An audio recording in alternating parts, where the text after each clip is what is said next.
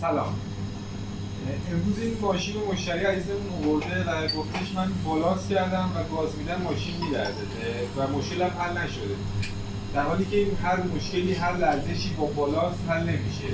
این مشتری عزیز میگه وقتی گاز میدم به وقتی که با میدم گاز ماشین شروع میکنه به لرزیدن. این ایراد مال بالانس نیستش. بالانس یه توی سرعت خاصی مثلا بین 80 تا 100 شروع میکنه ماشین به لرزش. قبل اون و بعد اون هیچ لرزشی نداره.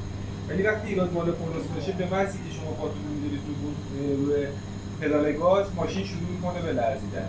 این ایراد مال پولسه که هم ماشین لرزش پیدا میکنه هم باعث میشه دست عقلتون بلرزه و این یه نوع خرابی پولسه. خرابی پولس انواع مختلفی داره. کله پولس داریم، مشعلی پولس داریم، بولبرینگ پولس داریم. این الان مورد لرزش مال مشعلی گیربکسه. مشعلی پولسه.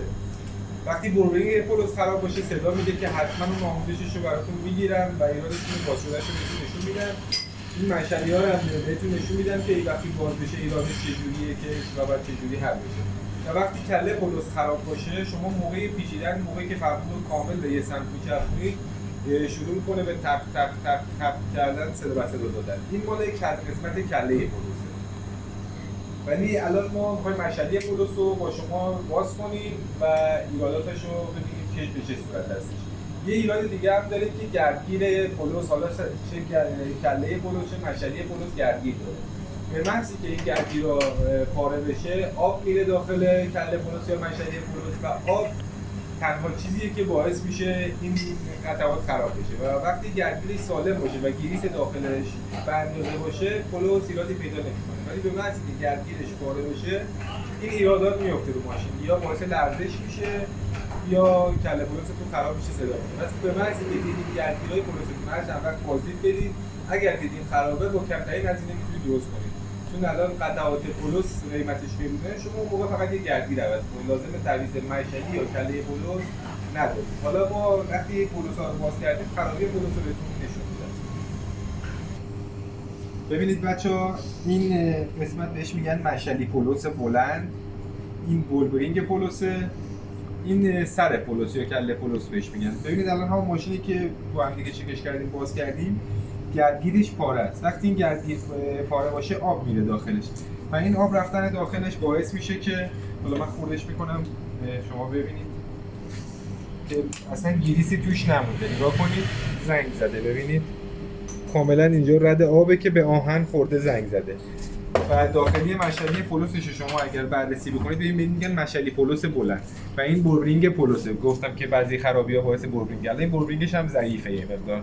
ببینید صدا میده وقتی میچرخونید. داخل پولس گود میشه. ببینید این قسمت داخلی پولس یه قسمتش گود میشه. این باعث میشه که ماشین به شدت بلرزه. چرا؟ چون گردگیر پاره شده، آب خورده و این آب باعث شده آهن رو آهن باشه و روغن کاری نشده و این گود شده. وقتی گود شدن به شدت میلرزونه. الان باید این مشعلی پولس یا تعویض بشه یا تعمیر بشه که تعمیرش هزینه‌اش کمتره ولی عمرش کوتاه‌تره.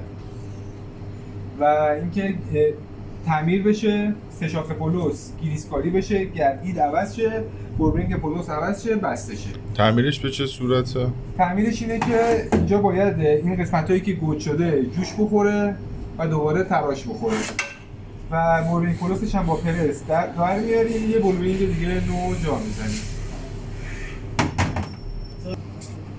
محصولات ایران خودرو دو تا پولس داره. یه پولس بلند بهشون میگن که اون بلند بهش میگن که اون قبلی بود که با هم دیگه چکش کردیم. یه پولس کوتاه بهش میگن که مشعلیش کوچیکه، بولبرینگ پولس نداره و کوتاه‌تره.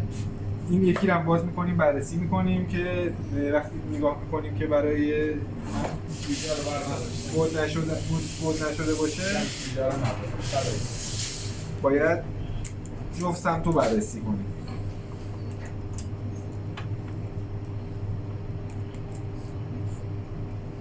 ببینید این گردگیر پاره نبود، ببینید زنگ نزده، گریسش سالمه، این سه شاخ سالمه، اون سه شاخ زنگ زده بود و حالا میریم مشعلیش که الان که آسیب ندیده، من اینکه از قبل آسیب دیده باشه چک کنید که از قبل آسیب ندیده باشه.